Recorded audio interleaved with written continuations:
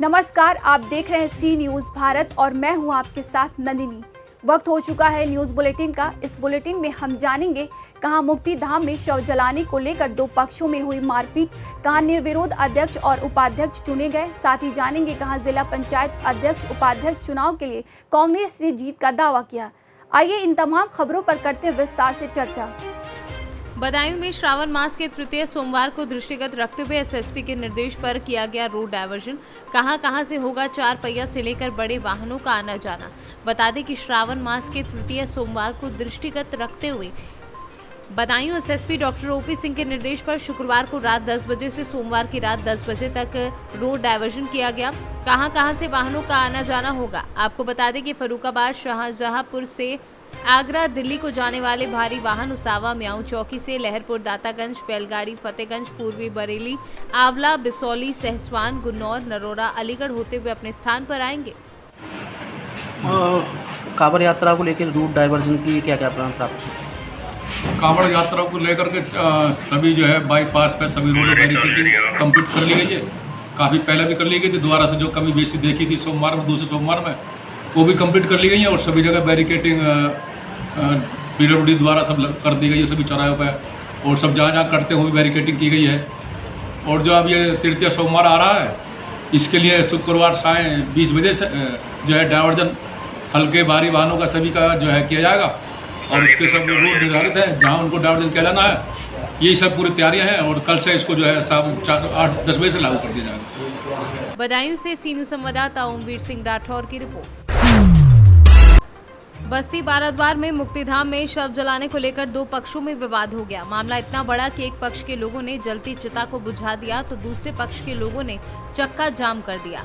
Baradwar police ने परिजन की रिपोर्ट पर चिता को बुझाने वाले और शव का अपमान करने वाले 9 लोगों पर नामजद समेत अन्य लोगों के खिलाफ जुर्म किया है और 3 लोगों को गिरफ्तार भी पुलिस ने कर लिया है।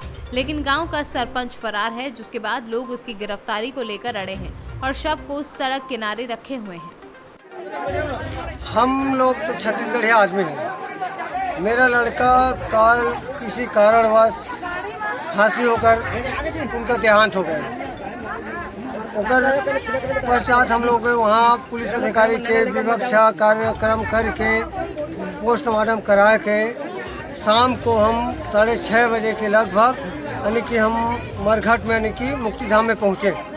मुक्तिधाम में पहुँचे सर, तो हम लोग बारिश हो रहा था फूल, तो हम लोग का व्यवसाय नहीं था कि जिसको इस जो मृत आत्मा को जला सके। तो हमने जहाँ पर छाया बना हुआ है वहाँ पर हमने जलाने की कोशिश की।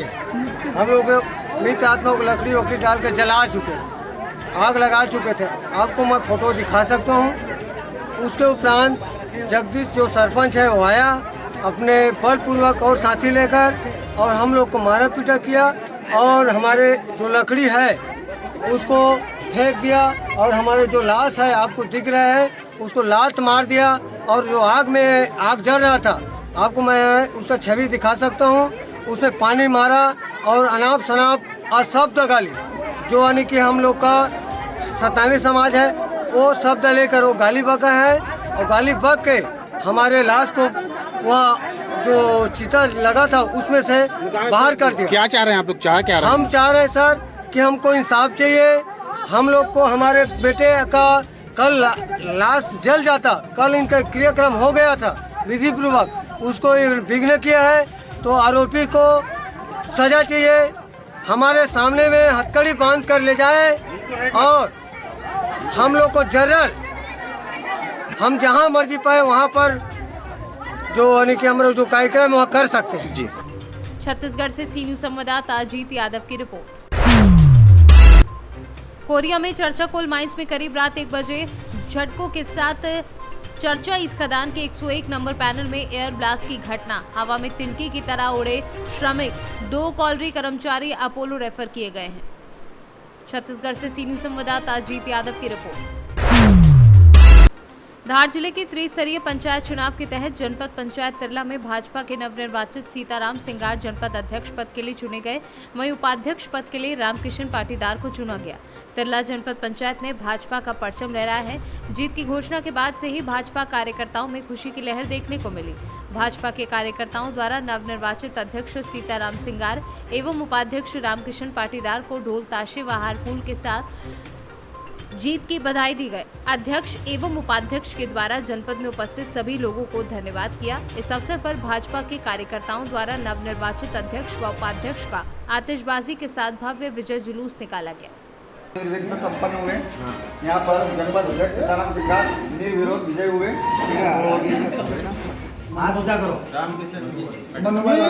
रामकिशन उपाध्यक्ष के चुनाव में 2 वोट से विजय रहे। बताइए रामकिशन जी, आपकी पत्नी जो विजय रही है, तो आपका क्या कहना है? मेरा यही कहना है कि मैं भाजपा से मैं चुनाव लड़ा था, भाजपा ने ही मेरे को वोट दिया है और मैं भाजपा के साथ हूँ। जय भाजपा, विजय भाजपा। भारतीय जनता पार्टी जिंदाबाद, भारतीय जनता पार्टी जिंदाबाद, भारतीय जनता पार्टी भाजपा संगठन के बारे में आप क्या कहना चाहिए? भारतीय जनता पार्टी से खड़ा हुआ हूँ तो भारतीय जनता पार्टी ने जो बना हम संगठन के साथ है, संगठन से अलग नहीं है। जो संगठन हमें जवाबदारी देगी उसको हम पूरा करेंगे। तन मन धन से संगठन के साथ है और जय भाजपा, विजय भाजपा। भारतीय जनता पार्टी। धार से सी न्यूज संवाददाता पंकज शर्मा की रिपोर्ट। आज जिला पंचायत अध्यक्ष और उपाध्यक्ष के चुनाव होने हैं। ऐसे हालत में कांग्रेस ने अपनी जीत का दावा किया है। आज एक निजी होटल पर प्रेस कॉन्फ्रेंस कांग्रेस के द्वारा आहूत की गई, जिसमें मध्य प्रदेश के पूर्व मंत्री उमर सिंगार व कांग्रेस के जिलाध्यक्ष बालमुकुंद सिंह गौतम उपस्थित थे। हालांकि उस चुनाव के पहले पूर्व मंत्री उमंग सिंगार और कांग्रेस जिलाध्यक्ष गौतम, इन दोनों में पटरी बैठ नहीं रही थी और उमर सिंगार ने यहां तक बयान दे दिया कि जिला अध्यक्ष आदिवासी बनेगा, जिसको लेकर राजनीति गर्मा गई है। सूत्रों की माने तो मध्य प्रदेश के कांग्रेस अध्यक्ष कमलनाथ ने धार के इस पंचायत चुनाव को बड़ी गंभीरता से लेते हुए कड़े निर्देश दिए, जिसके तहत आज प्रेस कॉन्फ्रेंस में पूर्व मंत्री सिंगार ने बयान दिया था। देखिए, जैसे प्रेस कॉन्फ्रेंस में मैंने आपसे कहा और अभी भी आपसे कहना चाहता हूँ, जिस प्रकार से प्रदेश के अंदर कांग्रेस कमलनाथ जी के नेतृत्व में सरकार बनने की तरफ बढ़ रही है, उसी तारतम्य में सभी जिला पंचायत अधिक से अधिक हम लोग जीते, ये कांग्रेस की रणनीति है। तो यही भावना रखते हुए, जिले के कार्यकर्ताओं की भावना रखते, जिले के वोटर के रखते, जो कांग्रेस को वोट देते, सम्मान देते, सब पदाधिकारी हो चाहे विधायक हो, सभी हम लोगों ने आपसी सहमत, जिला अध्यक्ष भी हम लोगों ने, सबने, प्रभारी जी सबने सहमति बनाई, कांग्रेस की जिला पंचायत बनाई। जैसा कि आप देखिए, उम्मीद पे दुनिया कायम है। और मैं तो ये कहना चाहता हूँ कि जो कई लोग ऐसे हैं जो कांग्रेसी है, जो चले गए भाजपा में, वो भी कांग्रेस को वोट देंगे।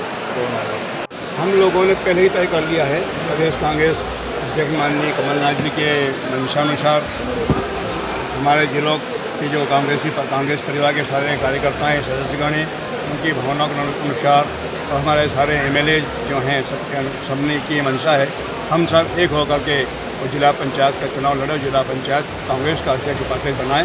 इस भावना के साथ हमने आज पीसी से तो अंतरात्मा की आवाज़ से वो हमको वोट देंगे और हम 17 वोट आएंगे। जिला पंचायत के जैसे 23 चुनाव हुए थे, निकायों के चुनाव हुए थे, कांग्रेस अधिकांश निकाय चुनाव में हारी, क्या कारण रहा? पंचायत हमने काफ़ी जीती है और निकाय चुनाव की अगर हम बात करें तो शहर में जानते हो कि जिस प्रकार से भारतीय जनता पार्टी खरीद फरोख्त करती है, तो उस खरीद फरोख्त की वजह से ही हमारी जो निकाय के चुनाव। धार से सी न्यूज संवाददाता प्रकाश की रिपोर्ट।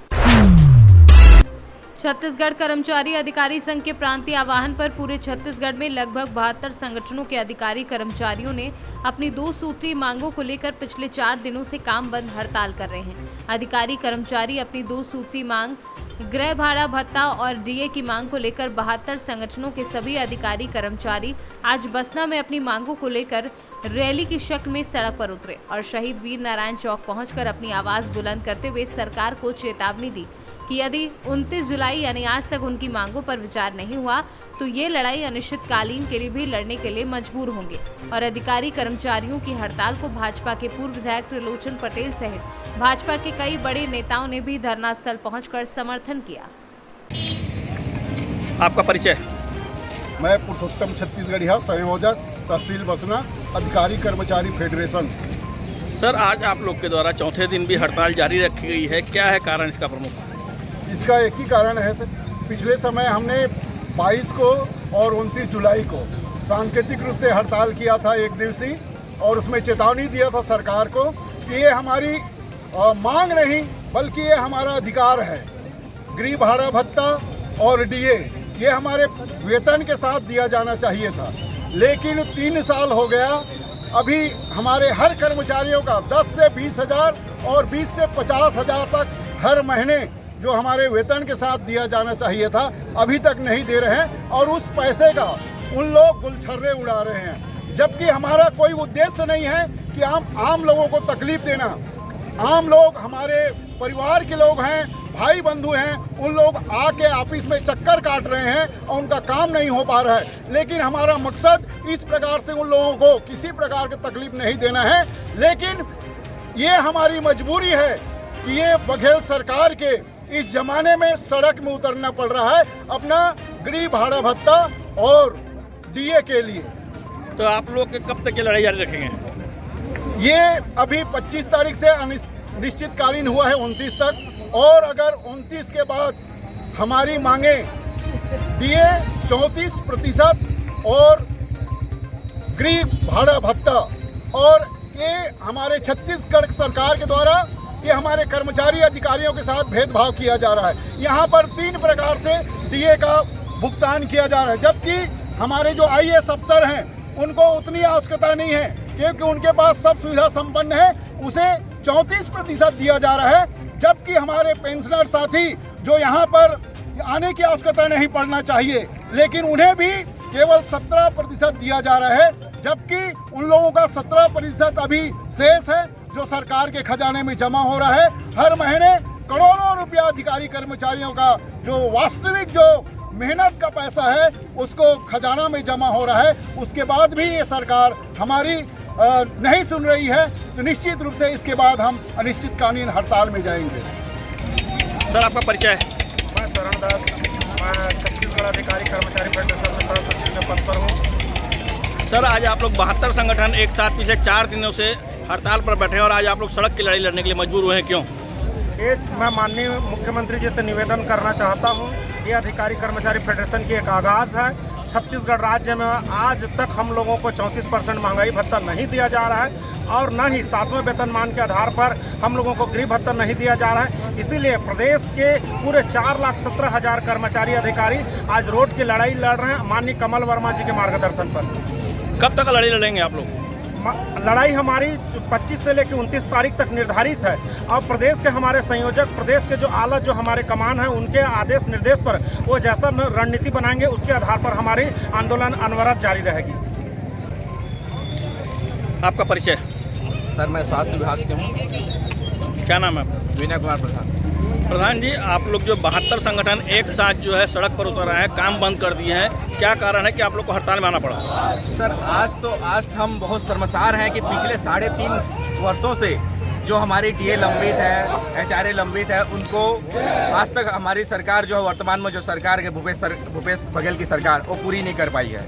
और आज पहली बार फेडरेशन यहाँ उतरा है हड़ताल के लिए, जो कि डीए के लिए। ऐसा आज तक के मेरे 10 साल के कार्यकाल में, मैं 10 साल से सर्विस में हूँ, आज तक नहीं जाना था कि डीए के लिए किसी भी संगठन को हड़ताल करनी पड़ती थी, या इतने लंबे दिन तक, 5 दिन तक। आज 14वां दिन है, कल 5वां दिन है, अभी तक सरकार के कानों में जूं तक नहीं रही है। मैं सरकार से आग्रह करना चाहूँगा कि आपके पास कल दिन भर का अल्टीमेटम हम दे रहे हैं, यदि आप कल शाम तक पूरा नहीं कर पाते हो तो हम अनिश्चितकालीन के लिए आगे और प्रयास करेंगे, और सभी संगठन एक होके अनिश्चितकालीन करने के लिए हम बाध्य रहेंगे। आप स्वास्थ्य, शिक्षा, यहाँ तक कि राजस्व जैसे कई महत्वपूर्ण विभाग सब हड़ताल पे आ गई है, आम लोगों की परेशानी हो रही, बच्चों की पढ़ाई से लेकर स्वास्थ्य से लेकर सब पर प्रभाव पड़ रहा है, क्या कहेंगे? जी सर, ये तो सत्य है कि सभी विभाग हड़ताल पे हैं। स्वास्थ्य विभाग में बस हमारे इमरजेंसी स्टाफ को छोड़ के स्वास्थ्य विभाग के भी सभी कर्मचारी, फील्ड के कर्मचारी स्ट्राइक में हैं, हड़ताल में हैं। बहुत जगह में अभी डायरिया के केसेस आ रहे हैं और बहुत जगह में महामारी के केसेस आ रहे हैं, फिर भी हम मानवता के नाते जहां ज़रूरत है उस स्टाफ से उनको वहां सहयोग करने के लिए बोल रहे हैं, लेकिन अधिकतर स्टाफ जो फील्ड के कर्मचारी हैं, इमरजेंसी स्टाफ को छोड़ के सभी स्ट्राइक पे हैं। बसना से सीनू संवाददाता अजीत यादव की रिपोर्ट। खुद को ईंट भट्टा में काम करने वाले मजबूर बताकर ईंट भट्टा में कोयले के साथ मिले सोना को सस्ते में बेचने का प्रलोभन देकर लोगों को ठगने वाले 5 आरोपियों को बसना पुलिस ने पकड़ने में सफलता हासिल की है। आरोपियों के पास से सोना की तरह दिखने वाले 2 धातु और टुकड़े और ठगी किए गए लाखों रुपए में से 53,000 रुपए बरामद किए गए हैं। पकड़े गए आरोपियों के एक आरोपी रायगढ़ जिले से और बाकी सभी आरोपी महासमुंद जिले के रहने वाले हैं। दरअसल प्रार्थी रामकुमार साहू निवासी टाटा बिलासपुर द्वारा अपने पहचान के व्यक्ति नंदू साथी के द्वारा अपने 2 साथियों के साथ मिलकर ईंट भट्टे में कोयले के साथ मिले लगभग 1 किलो सोने को सस्ते में बेचने का लालच देकर उसे 13 लाख रुपए की ठगी की। बसना से सीनियर संवाददाता अजीत यादव की रिपोर्ट। गाजीपुर से बड़ी खबर सामने आ रही है, जहां लगातार पुलिस कप्तान रोहन प्रमोद बोत्रे द्वारा आगामी त्योहार पर जनपद में कोई अप्रिय घटना न हो और अपराध पर नियंत्रण लगाने के लिए पुलिस लाइन सभागार में जनपद के सभी चौकी प्रभारियों के साथ मीटिंग की। वहीं एसपी ने जनपद में कानून व्यवस्था व पेंडिंग विवेचनाओं को जल्द पूरा करने के लिए प्रभारियों को आवश्यक दिशा निर्देश दिए। गाजीपुर से सीनियर संवाददाता रामू चौरसिया की रिपोर्ट। प्रवर्तन निदेशालय यानी ईडी द्वारा कांग्रेस की राष्ट्रीय अध्यक्ष सोनिया गांधी से की जा रही पूछताछ और नेशनल हेराल्ड केस में गांधी परिवार के सदस्य पर हो रहे शिकंजा कसने पर देश भर में कांग्रेस कार्यकर्ताओं द्वारा भारतीय जनता पार्टी की केंद्र सरकार और ईडी पर दोषारोपण करते हुए विरोध प्रदर्शन किया जा रहा है। ग्वालियर में आज शाम युवक कांग्रेस द्वारा ग्वालियर के फूलबाग चौराहे पर ईडी और केंद्र सरकार के खिलाफ प्रदर्शन करते हुए केंद्र सरकार की अर्थी निकाली गई। फूलबाग चौराहे से निकली आरती लक्ष्मीबाई समाधि स्थल पहुंची, जहां युवक कांग्रेस के कार्यकर्ताओं ने अर्थी दहन किया। इस दौरान युवक कांग्रेस के नेताओं ने आरोप लगाया कि भाजपा की केंद्र सरकार के इशारे पर ईडी और अन्य केंद्रीय जांच एजेंसियों द्वारा कांग्रेसी नेताओं और गांधी परिवार को परेशान किया जा रहा है। क्या नाम है आपका? हर्षवर्धन सिंह भदौरिया, जिला उपाध्यक्ष युवा कांग्रेस। आपने आज किसकी अर्थी निकाली है? केंद्र सरकार नरेंद्र मोदी जी द्वारा जो ईडी का दुरुपयोग करके राहुल गांधी सोनिया जी को बार बार परेशान किया जा रहा है, अन्य से उनको बार बार ईडी ऑफिस बुलाया जा रहा है, उसके बाद उन्हें गिरफ्तार कर लिया जाता है, फिर उनको छोड़ देते हैं। ये रोज का तमाशा कर रखा है। विपक्ष को खत्म करने की जो साजिश की जा रही है, उसके खिलाफ आज हमने ईडी की और भाजपा सरकार की अर्थी निकाली है और हम लगातार ऐसे आंदोलन करते रहेंगे जब तक ये हमारे नेता आदरणीय राहुल गांधी और सोनिया गांधी जी को ऐसे परेशान करें तब तक। आज हमने फूलबाग से लेकर रानी लक्ष्मीबाई जी की समाधि तक उनको भी दिखा रहे हैं कि आपके इस देश में क्या हो रहा है, जिस देश के लिए आपने इतना सब कुछ किया जी। ग्वालियर से सीनियर संवाददाता योगेश बिसारिया की रिपोर्ट। राधाकुंड बाईपास पर अनियंत्रित ट्रैक्टर चालक ने बाइक सवारों को रौंद दिया। बुरी तरह से घायल 2 युवकों को आनन फानन में निजी अस्पताल ले जाया गया, जहां चिकित्सक ने गंभीर हालत देख मथुरा रेफर किया। आरोपी ट्रैक्टर चालक मौका देख फरार हो गया है। थानाध्यक्ष नितिन कसाना ने बताया कि अनियंत्रित ट्रैक्टर चालक और बाइक में भिड़ंत हुई है।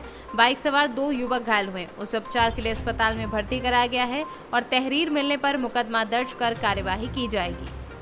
मथुरा से सीनियर संवाददाता विष्णु शर्मा की रिपोर्ट। फिलहाल के लिए इस न्यूज बुलेटिन में बस इतना ही। देश दुनिया की तमाम खबरों के लिए देखते रहिए सी न्यूज भारत।